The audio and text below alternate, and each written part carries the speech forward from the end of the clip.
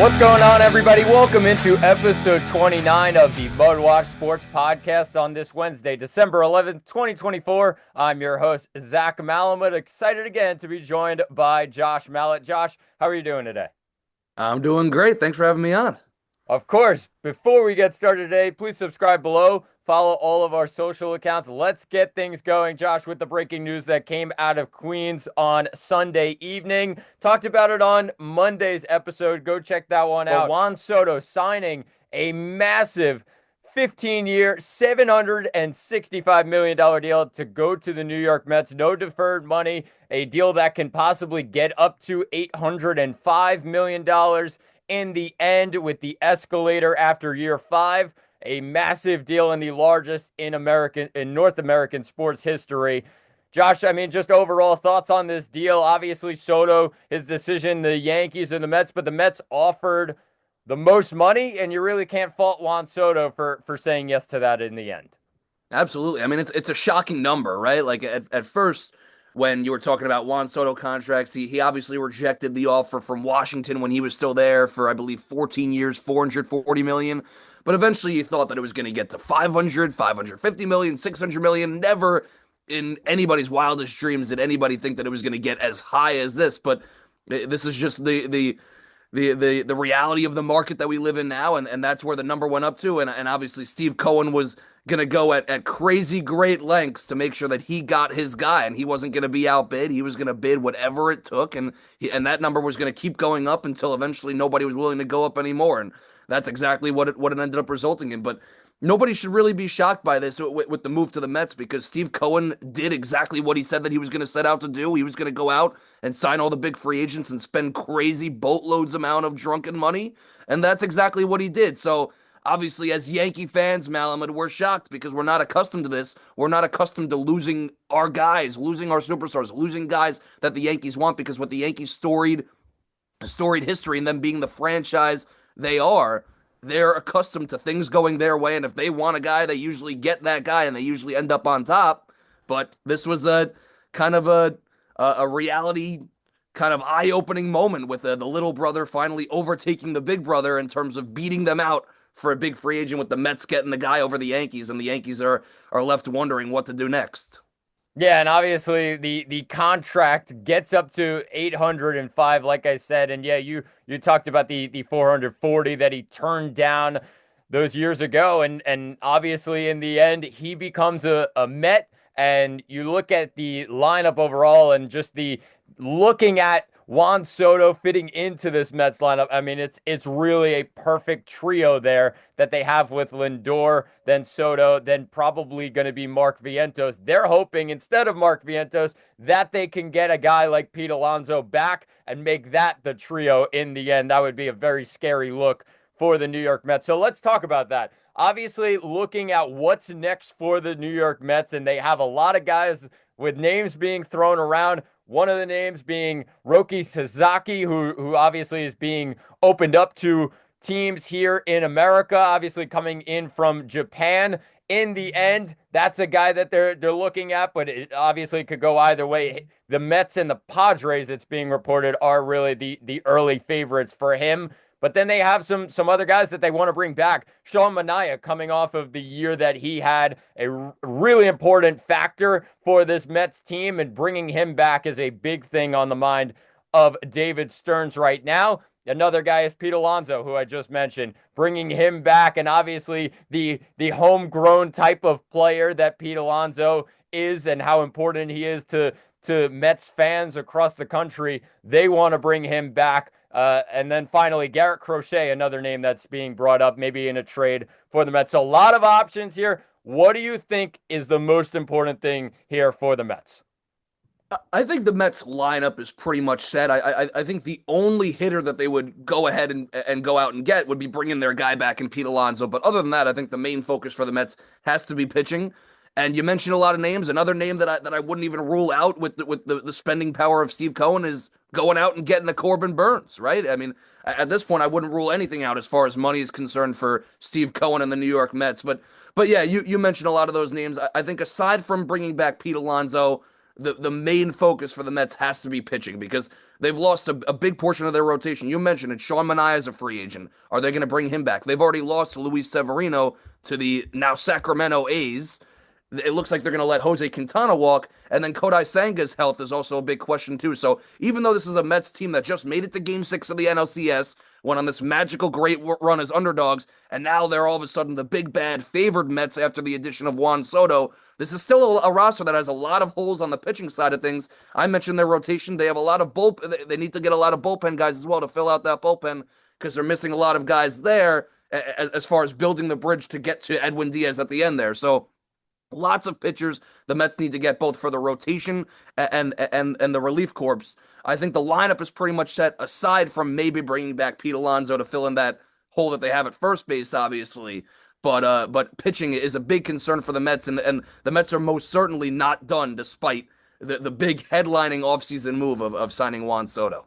Yeah, 100%. I mean, Burns, it's been talked about that they're maybe out on him or not as interested in him and maybe stepping away. They're more interested in a Sasaki or just simply bringing back Sean Manaea and looking at the trade possibility for Garrett Crochet. I think in the end, though, it all comes down to starting pitching. I mean, you've seen that year after year in baseball. Starting pitching is the name of the game, and pitching overall is the name of the game. You even look at the world champs, the Dodgers. Although their pitching wasn't the flashiest names in the world, and a lot of their guys got hurt, their starting pitching was the difference in the end, and their bullpen overall was the difference in the end from becoming world champs. So I think when you look at it, the Mets really, really, really need to touch up on their starting pitching and filling those holes out in the pitching staff and in the bullpen. They really need to figure things out there. So that should be the biggest motive in my mind. I agree with you for the Mets in the next couple of days or so and for the rest of free agency. Let's talk about starting pitching because there was a signing on the other side of New York as the New York Yankees signed Max Fried from the Atlanta Braves, who spent a lot of years with the Atlanta Braves. Josh, he comes in 8 years, 218. He gets just over $27 million per year and really becomes, in everybody's mind, the Yankees' number 2 now, locked down right behind Garrett Cole.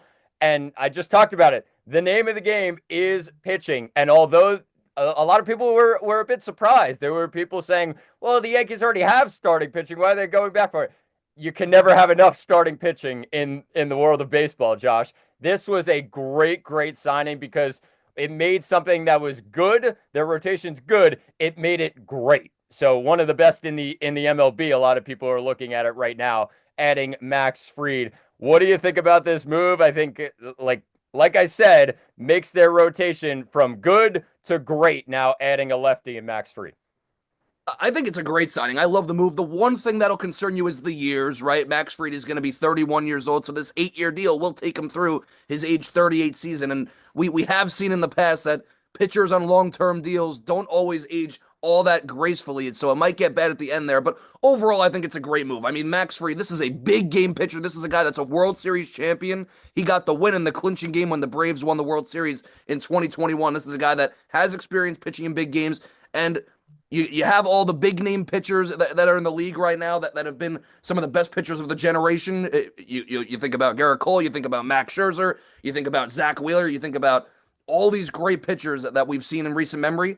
The pitcher that is the lowest qualified ERA since the start of 2020 is Max Fried. So Max Fried, he's kind of an under the radar guy. He's kind of a guy that I bet you pitching in Atlanta, not many people know all that much about, but he's been amongst the very best, and he's in that top tier of elite starting pitchers, and not many people know about him, but people are going to get to know him now that he's going to be under the bright lights in New York. Obviously, the years will concern you there, but I think that it's a good price. I think 27 AAV is not a bad value at all for a pitcher of Max Fried's caliber. I think Max Fried is a hell of a lot better than Nathan Eovaldi, and we just saw Nathan Eovaldi. Obviously, he's older, so he signed a shorter-term deal, but we just saw Nathan Eovaldi re-sign for $25 million per year with Texas yesterday as well, and I think that makes Max Fried's value at $27.5 million per year look a hell of a lot better because I think he's a better pitcher than Nathan Eovaldi. So overall, great move for the Yankees. Great pivot. Way to respond after just the devastating loss of losing Juan Soto.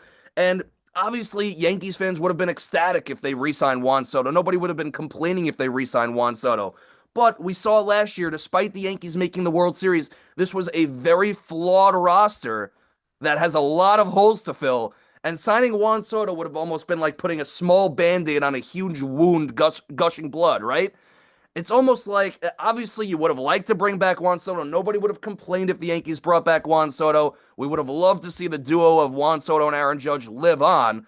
But might Juan Soto leaving the Yankees kind of be a blessing in disguise for the Yankees? Because instead of allocating all that money toward just one guy, and in all likelihood, bringing back Juan Soto would have been a big portion of your offseason. You might have been able to bring back Juan Soto and make one or two maybe minor moves, and then that would have been the offseason, and you would have had to run it back with largely the exact same team that you saw exposed in the World Series.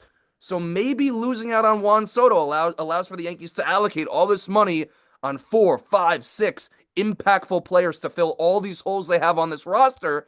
They filled one of those holes, which was another slot in that starting rotation. And this, in my mind, gives the Yankees the best starting rotation in baseball. You look at it, you got Cole, Fried, Rodon, Heel, Schmidt, and all of a sudden you have depth pieces in Stroman and Nestor Cortez, and you have the ability to maybe trade one of those guys for a bat because you have excess starting pitching. But as you said, you can never have enough starting pitching. But that was one of the Yankees' holes, getting another top frontline starter and really shoring up that rotation. And that's one area that's done. But obviously a lot more work to be done for the Yankees and a lot more holes to fill. I think the Yankees need two, maybe even three more bats and a lot of bullpen guys. Aside from Luke Weaver, Ian Hamilton, and a couple other guys, the Yankees have a lot of bullpen guys a lot of bullpen holes that they need to fill. Rather, obviously they lost another guy that they lost to the Mets, Clay Holmes, a big part of that bullpen. He's gone. It's looking like Tommy Kahnle might be gone, or he's a free agent. Will be interesting to see if the Yankees look to bring him back. But this was one step towards shoring all those holes that the Yankees have on a roster that was exposed all throughout the season and throughout the World Series. This was step one. Lots of work to be done for the Yankees. Maybe the Yankees use some of that pitching depth to now go out there and get a bat and kind of build this lineup around Aaron Judge in a different way than what we saw last year. Yeah, 100%. And obviously, just before we get into what's next now for the Yankees, Josh, Brian Cashman actually talking this morning on MLB Network and really discussing the Juan Soto deal and saying, all right, well, it's 760. It reported what the Yankees offered.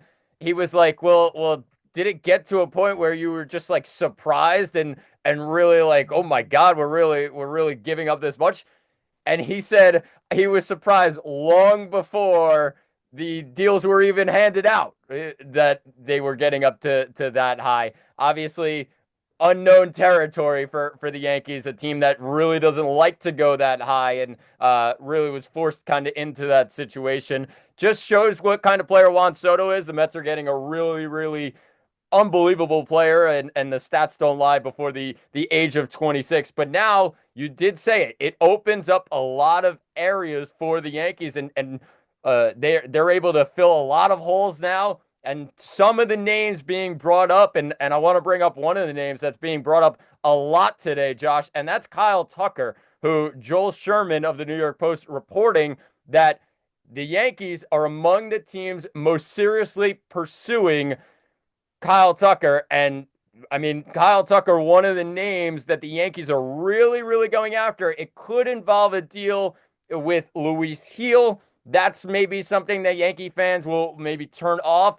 However, the deal of getting a Kyle Tucker, if you're able to get a sign and trade, we talked about it a moment ago. If you're able to get a sign and trade, you bring in Tucker. He's a lefty bat, fits in the ballpark perfectly. Plus the fact that defense, they need defense. The Yankees' defense was horrible last year down the stretch. They need defense, and Kyle Tucker would fit in perfectly to that, right behind Aaron Judge. What do you think about this? And obviously some other names being brought up for the Yankees, Cody Bellinger, Christian Walker. What do you think overall the Yankees should look at here? Yeah, obviously there are very few players that you could bring in and you could say confidently that's a serviceable Juan Soto replacement that can fill his shoes. And Kyle Tucker's one of those guys. There are very few guys that have comparable numbers to the numbers that Juan Soto puts up at the plate. Kyle Tucker's one of those guys. So if I mean, I still consider it a long shot. I mean, this is the Houston Astros that the Yankees will be dealing with here, and it's not like the Astros are a bad team. The Astros are just testing the waters to see what they could get. But the Astros aren't just going to throw Kyle Tucker away for nothing. This is a team that still makes the playoffs every year. Even though they had an early exit in the playoffs finally, this is still a team that just won their division less than a year ago. So even though the Astros are viewing Kyle Tucker as somebody that might be difficult to sign, and that's why they're looking into potentially trading him going into his contract year to see what they can potentially get back for him.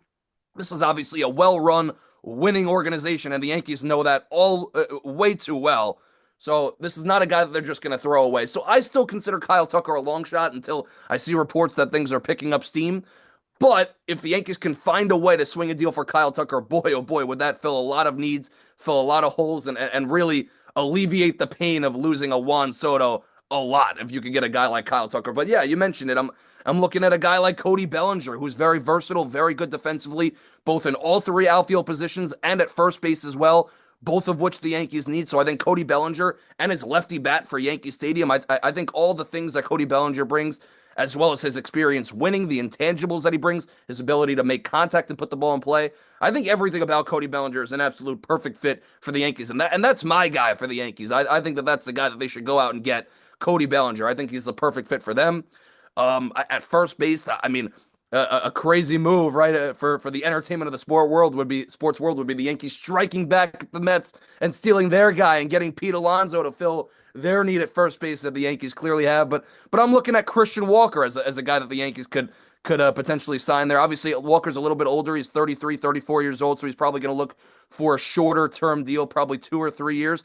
But Christian Walker, very good defensively, big bat with thump as well. So I think Christian Walker would be a big-time acquisition for the Yankees to fill that first base void. But the Yankees have a lot of options, and losing out on Juan Soto's opened up all these possibilities for all these guys that they could sign and allocate all this money to fill and plug in multiple holes. But I'm looking at the Yankees getting potentially 2-3 bats to improve this lineup and lengthen this lineup, a lineup that really was heavily reliant on just Soto and Judge.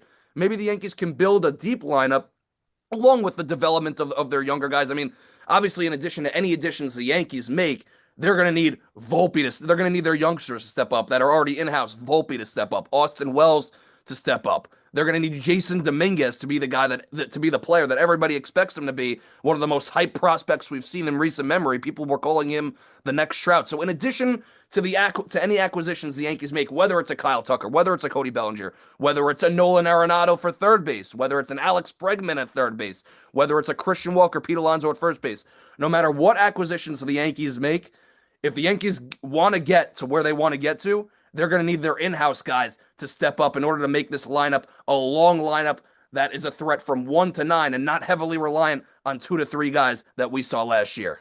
Yeah, 100%. Obviously, with the Tucker situation, Cubs, Giants, Phillies, among other teams are also involved. So not just the Yankees going for the 27-year-old Kyle Tucker. As for Christian Walker, you said it. I mean, a bit of an older guy and maybe a short-term deal there. But, I mean, a guy that would fit in perfectly for the Yankees. And it seems that that deal is picking up a little bit more steam than the rest for the Yankees. As for last night, we heard a lot about that, and the Yankees really starting to go after a guy like Christian Walker. So that would be a good addition for them. And you mentioned the name in Cody Bellinger, who obviously, yeah, the left-handed bat plus the ability in the field and the versatility in the field, something that the Yankees will look at. But yeah, Brian Cashman said it. Defense is kind of the look that they're going for, and once they fill that, they really can worry about this lineup and fill those holes in. So this one should be a really interesting time for the Yankees. Obviously, winter meetings are in full effect down in Dallas. Mets, Yankees, both involved in getting deals done and talking to guys. So we'll see what happens in the next week or so with the New York Mets as well as the New York Yankees. We go from all the noise at the winter meetings back to New York here and the sad time that is a New York football fan. Let's talk about it, Josh. I mean, we're not going to talk about really the game or anything. It was just the Giants lost 14-11 to the Saints. Talked about it on Monday's episode, so go check that one out. But looking at it now, Josh, Giants sitting really basement of the NFL, and obviously with a very poor record in the end, 2-11, and they're just looking probably towards the draft. And you, as a Giants fan especially, is definitely looking towards the draft now. So, I mean, with the college game and the college football playoff is obviously set, but really the college football regular season is over. So we really have had our look at the quarterbacks in this group and in this draft class. A lot of names to really go through. I mean, the top five names in my mind that I wrote down: Sanders, Ward, you got Ewers, you got Beck, and you also have Milrow. Of those five guys, who you're really looking at, of course, the difference in the end, I feel like, would be Giants' first pick or Giants' second pick. So you can kind of pick and choose whether you think somebody may take a Sanders or a Ward earlier. Of those five guys, though, who are you looking at? To me, the top two guys are Cam Ward and Shedeur Sanders. But my guy, as a Giants fan, the guy that I want the Giants to go out and get and draft and make their franchise quarterback is Cam Ward. I mean, he has just been sensational at Miami. And if Miami had somewhat of a serviceable defense, it's kind of a Joe Burrow situation there where he's putting up so many points, but Miami's got one of the worst defenses in the country that because they lost a couple games and missed out on the college football playoff, not many people are paying attention to what Cam Ward and that Miami offense did. But Cam Ward had a hell of a season, 36 touchdowns to just 7 interceptions, threw for over 4,000 yards. I mean, Cam Ward was absolutely magnificent this year, and if not for a bad Miami defense, this is a Miami team that clearly would be in the playoffs and would be contending for a national championship, as they were for most of the year until that bad loss that they suffered to Syracuse. No fault of Cam Ward there, strictly on the defense and the amount of points that they gave up to Syracuse. But after the year, obviously there are some intriguing quarterbacks. You mentioned Milrow, you mentioned Beck, you mentioned Quinn Ewers. But to me, Cam Ward is the clear best prospect, best quarterback, most NFL ready coming out of this year's class, and that's who I'm eyeing for the Giants to take, no matter which pick they get, whether they end up at 1, 2, 3. Cam Ward is a guy that I'm looking at to become a New York Football Giant. Yeah, no, it's completely fair. Cam Ward, what a season he's having at Miami, and what a season he's had so far. 4,000 yards. He's over 4,000 passing yards already.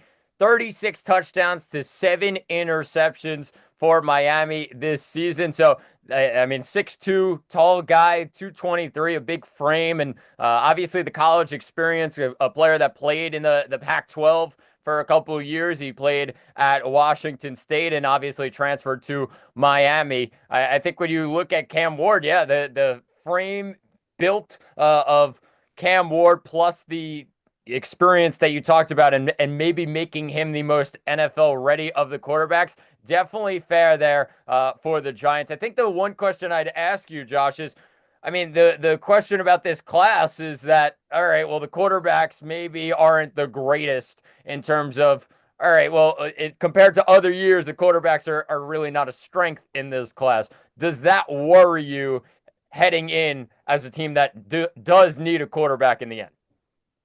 That definitely does concern me at least a little bit. I mean, that's a very New York Giants thing to happen, right? To finally have a top pick, but you're getting a top pick in the anti-quarterback draft when it seems like every other year it's a quarterback heavy draft where there's a clear top three guys that you know are that are gonna be taken there and become franchise quarterbacks. But I think that there are intriguing options here, and there are guys here. Obviously, you have Cam Ward. Shedeur Sanders is an interesting guy and a great talent, but there's a lot of baggage that comes with his father, obviously Dion, and he's trying to push his son to Vegas. I believe is what I'm hearing. So I don't think that he would want to be a Giant anyway. And obviously, there's a lot of baggage and drama that comes with Shedeur, Dion, and that whole entire family. So that might be something that the Giants and Joe Shane, assuming that Joe Shane and Brian Dable are still running things, that might be something that the Giants probably want to avoid. Whereas Cam Ward, personality-wise, is like the polar opposite, right? You don't hear a word come out of his mouth. He's quiet. He's got a quiet presence in the pocket. He's got a calming presence. And there's just no drama. He just goes out there and plays football every single week, and you don't hear a word out of his mouth. He's not outspoken in any way. So I think in terms of talent and production and being NFL ready and just being able to handle the pressure of New York and the New York media and being ready to perform on this stage while trying, and the Giants, who have had just so much drama and just so much talk as of late, have just been an absolute dumpster fire of a franchise, that maybe that calming presence and the lack of drama that Cam Ward would provide is exactly what the Giants need. So that's who I'm eyeing for the Giants. Obviously, Shedeur Sanders is a viable option.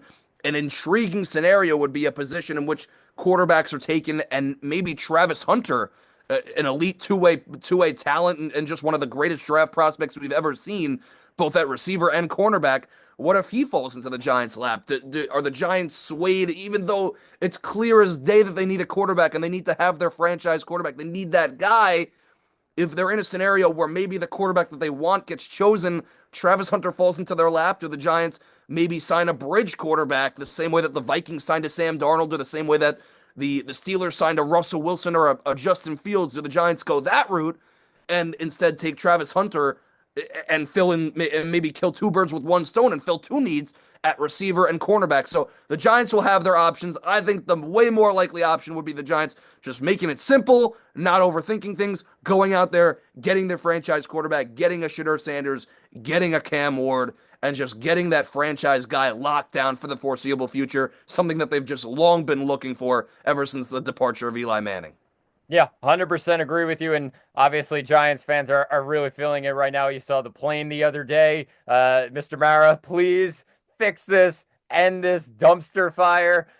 You said it, the dumpster fire right now for the New York Giants. But obviously, a lot to look forward to. I mean, they have these next 4 weeks, and really, you're hoping that they probably lose all four of those games and saying, yeah, all right, let's set ourselves up. But obviously, you think back to just even last year and everything, they dropped out because of that week 18 win in the end. You're hoping, praying that does not happen this year, but should be interesting. We'll see what happens in the next couple of weeks for the Giants, and obviously into the future as we look towards the 2025 NFL draft. But let's move things now, Josh, to the hardwood, where the New York Knicks are in action tonight. They take on the 13-12 Atlanta Hawks. Knicks are 15-9 on the season, and this one comes in the NBA Cup quarterfinals. Knicks are the favorites in this one as 8.5-point favorites.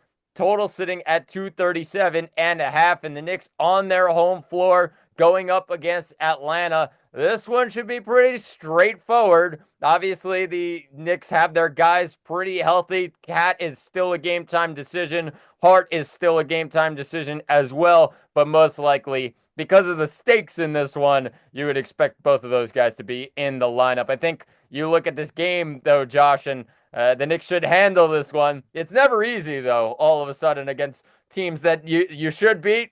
No, that we don't play that way. And obviously, as Knicks fans, you and I, it's kind of hard to watch some of these games. But I think in the end, you should expect the Knicks to really handle this Hawks team, who's just middle of the pack so far this season.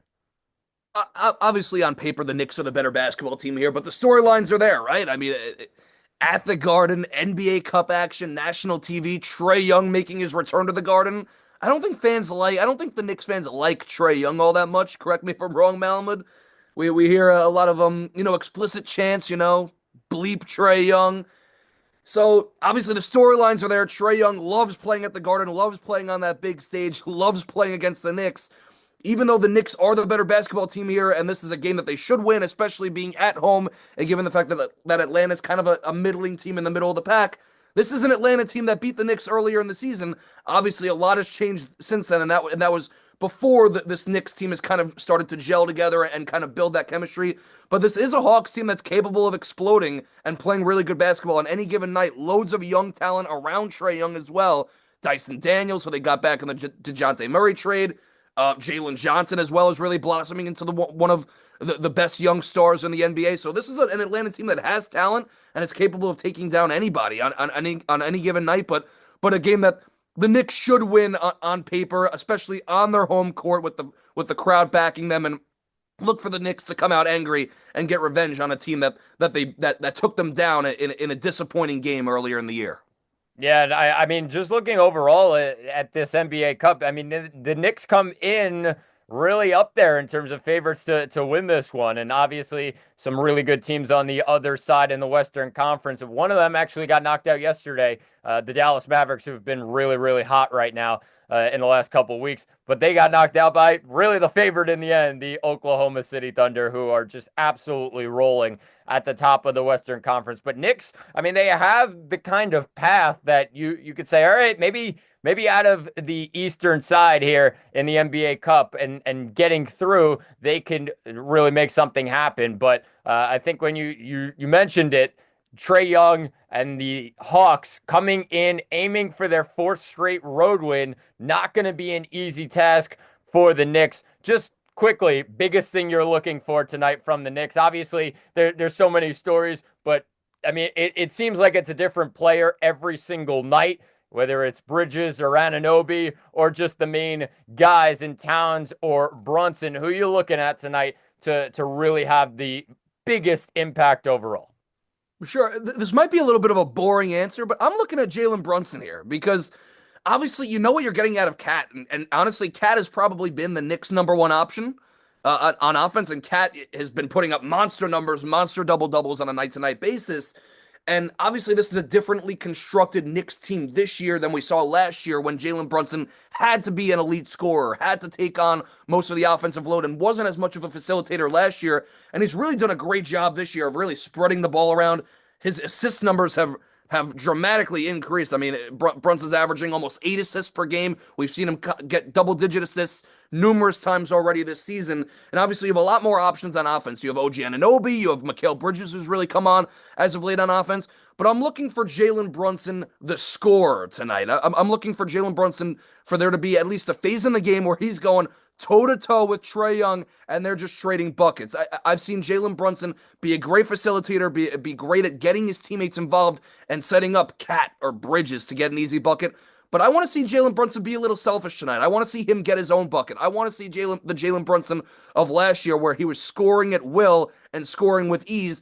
Obviously, Jalen Brunson's still averaging 25 points a game. I'm not saying that Jalen Brunson isn't the same player that he was last year. He's just taken a little bit of a step back scoring wise and taking a tick up in the assist column, which makes sense given the way that this team is constructed this year compared to last year with the more scoring options and more ways in which you can spread the ball around and more scoring options. But I want to see Jalen Brunson take over a game, and I feel like we haven't really seen that out of Jalen Brunson this year. We've seen it in spurts, but we really haven't seen Jalen Brunson go full nuclear mode where he absolutely is on fire. And he's torching opponents, and he's taking over a game, and he's just scoring at will, and he's just an absolute bucket on a given night. So I'm looking for Jalen Brunson, the scorer, tonight to be the key for the New York Knicks. Obviously, the Knicks haven't needed him to do it as much because they have so many more scoring options and so many more options on offense this year compared to last year. But look for Jalen Brunson to take over a game and become Jalen Brunson, the scorer, tonight. Yeah, and obviously Jalen Brunson, you mentioned it, still obviously up there in terms of points and still getting the job done, but the 30-point performances and just the all-star performances that we've seen even last year from Jalen Brunson, we haven't really had that this year. It's been more of pick and choose where, all right, I'll drop 30 tonight kind of deal. He's actually only had three, and I think the last month or so, 30-point games. So obviously something that you're just looking a little bit more and saying, even though you have those guys around you, the Bridges, Anunobis, and Karl Anthony Towns of the world, you're still expecting, hey, Brunson, let's go. This is the time, step up and get the job done. And obviously a big game here, a lot of stakes in the Knicks in the NBA Cup quarterfinals. So this one should be really, really interesting. Tune into this one tonight. It's a 7 o'clock start. Knicks come in as 8.5-point favorites. It's the New York Knicks and the Atlanta Hawks in the NBA Cup quarterfinals tonight. Josh, let's finish things off today with a Thursday night football preview. It's the 7-6 Los Angeles Rams traveling to San Fran to take on the 6-7 San Francisco 49ers. 8:15 tomorrow night, and this one should be real interesting. A battle in the NFC West, and one that the 49ers come in as 3-point favorites, total sitting at 49.5. But the story of this game and the story of this season for the San Francisco 49ers is, of course, injuries. They just continue to find ways to lose guys due to injury. Their defense has fallen apart when it comes to injuries. Obviously, guys like Nick Bosa just struggling to stay healthy. And then you look at the offensive side, and they finally were like, all right, well, McCaffrey's out. Then you got Jordan Mason also out. All right, let's put in Isaac Arendo. Oh, well, he's not practicing right now, Josh, and he's questionable for tomorrow night. So injuries just have continued to roll for this Niners team. So is it taking you away from them or away from picking them in this Thursday night game? Obviously, the Rams come in off that monster win against the Bills last week. So many points on offense. Does that change your opinion here heading into this one, Josh? I don't know how much it changes my opinion, and I'll give my pick on the game a little bit later, but let's talk about the 49ers for a second. You mentioned it, injuries. I mean, this has been just a catastrophic season for the 49ers after just a couple of real, obviously the Niners have just struggled to get over the hump. They lost in the Super Bowl last year. They lost in the previous two NFC championship games. And the Niners have always been just like a fun team to watch where it seems like everything's going smoothly, everything's going well. And then boom, as soon as injuries start to hit, everything kind of just falls off a cliff. And just anything that could go wrong seems to have gone wrong for the Niners.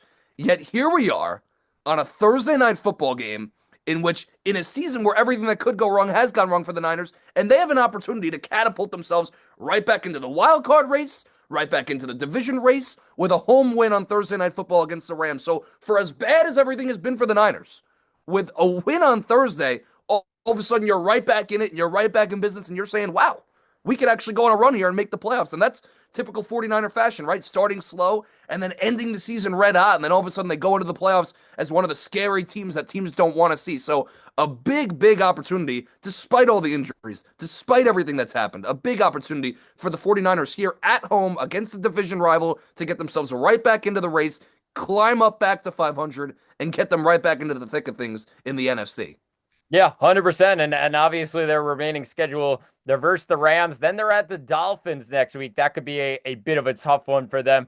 Then they have to take on the Lions. But in that game, they are at home. So week 17, you kind of never know if the Niners play their game. And then they finish off the season at Arizona, a huge game, and maybe in terms of tiebreakers and everything. Obviously, a team that they lost to earlier in the year, the Niners did on their home field. So obviously, a lot of season still left. But this Rams team, I mean, just looking at the game last week, one of the really argument for game of the season, 44-42, it finished off in Los Angeles. Obviously, they're right in the thick of things as well. 7-6. That's a big win that they got last week to keep them over 500 now, Josh.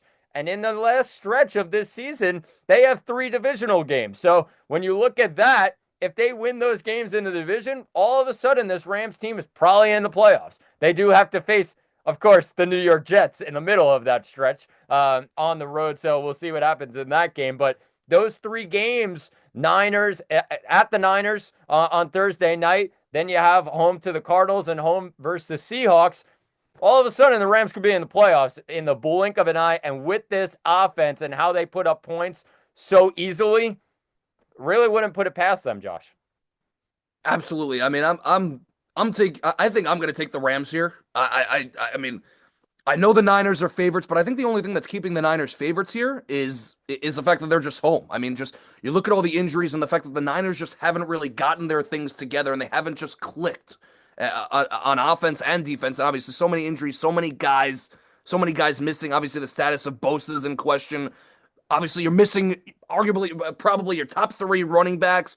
You're just banged up all around. Deebo Samuel, even though he's out there on the field, really hasn't gotten in the flow of the season. We really haven't seen like Deebo Samuel be unleashed, and especially with all the injuries to running back, you'd think to the running back position, you'd think that they'd utilize Deebo Samuel more so in the running game, which they have not done so far. But with the way that the Rams are playing, and you mentioned it, I mean, the win that they're coming off against the Buffalo Bills is potentially a season-changing, season-defining win to go out and beat the Bills at home. One of the NFL's best teams, a team that was fighting for the 1 seed, a team that a team who many people are picking to win the Super Bowl, the Buffalo Bills, a team that was clicking on all cylinders, and to put up 44 points on a team that had a top 5 defense coming in. I mean, an outstanding performance by Matt Stafford in this offense. And this Rams offense is looking scary now with the way Stafford's throwing the ball, with the way that finally, after a year and a half, finally, the receiving duo of Puka Nacua and Cooper Kupp is finally coming together. And then Kyron Williams is running the ball really well. And just on all the phases on offense, the Rams appear to be clicking on all cylinders at the right time. So, in what should be a really entertaining game on Thursday Night Football with a lot of playoff implications, both in the wild card race and in the NFC West race, I think I'm going to take the Rams to take this one here. Yeah, no, it's completely fair. Obviously, sitting at +3 right now. I'll take the other side. I'll take the Niners. I think when you look at the Niners and just being at home, plus the fact that although they have those injuries on offense, this offense continues to just find ways to roll, even through the injuries. I mean, they could have Patrick Taylor tomorrow as their running back instead of Isaac Orendo, and they'll still find ways to score on offense. Their offense under Purdy, obviously with him playing, I think that's the difference there. As long as he's playing and as long as Kyle Shanahan is calling those plays, they'll find guys, whether it's George Kittle, Jawan Jennings, who had a big week last week against the Bears. I mean, they were going up against a Bears secondary last week that really one of the best in the NFL so far this season, statistically wise. And the Niners were able to put up 38 points on them. So I think this offense just continues to find ways to roll. And even with the injuries on the defense, I think the Rams have proven that they can play in shootout games. Whether they win or not is a question. Obviously, they won last week, but 42 points they still let up. I don't think you're able to do that against this Niners team, and I'll pick the Niners. Josh, as for the total, I mean, it is sitting at 49.5, and just the chalk thing to do in my mind is be like, points, no defense, over. I'm going to say that the Niners somehow figure out, even through the injuries, how to just pause this Rams offense just a little bit. I just feel like it's a bit of a kind of letdown spot when you're like, oh, well, the Rams put up 44 points last week and the Niners put up 38. I think these offenses kind of calm it down just a little bit and the defense ends up taking over in the end. Although the Rams defense has struggled with injuries and really just struggled overall, I do think this one goes under. I'm gonna go against the public here. 49.5, I'm taking the under. It's tough. You could go either way. I mean, part of me wants to say the over, right? Puka Nacua, is that the way that the Rams are playing, the Niners just put up, despite all their injuries, the Niners still put up points as well, and they're at home. So part of me wants to go with the over, right, and just say, oh, points are going to be scored easy over.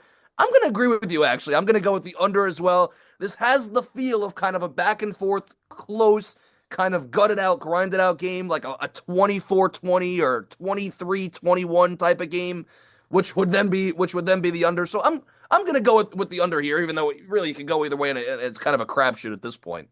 Yeah, really. I think just in the end, you look at these teams, the fact that I feel like it's a divisional game, these teams are really, really going to go at it, and it should be a real interesting one in the end. But I mean, Josh, overall, we've had some really good stretches of Thursday night football games. We've had some duds here and there, but this one, I mean, this one's going to be towards the top of the list in my mind. Absolutely. This is a great game. Division implications, everything on the line. I mean, this could be a game that decides really who makes the playoffs, who potentially wins that division. I mean, all four teams in the NFC West are in it, so this could really swing things either heavily in the Rams' favor and really against the 49ers. I mean, if the 49ers lose this game, then the season is really close to being over because it's going to be really hard, especially with the schedule that you headline coming up. It's going to be really hard to recover with everything the way that things are going to recover from being 6-8 in this tight of a division. But all of a sudden, the Rams win this game. Or I'm sorry, the Niners win this game. Both teams are 7-7. Both teams are squarely in the race. Lots on the line for both of these teams. Really looking forward to it. Big Thursday night game. Both teams need it. Yeah, 100%. Seattle and Arizona will keep a close eye on this one. Josh, it's another episode down, and obviously the winter meeting's going on. We talked about it at the top of the show. Still a lot to go, but a lot to be optimistic about right now. Absolutely. Lots of stuff going on in the sports world. MLB free agency just getting underway. We've the two big dominoes that have fallen between Soto and Fried just so happen to be the New York teams, but still so many big time free agents out there. And I'm sure that things are going to get rolling real soon here, and we're going to have a lot of free agent signings to talk about the next time we speak. 100%. And thanks for coming on. But that'll do it for episode 29 of the MudWatch Sports Podcast. Please subscribe below. From Josh Malat, I've been Zach Malamud. Thanks for watching. Talk to you all on Friday.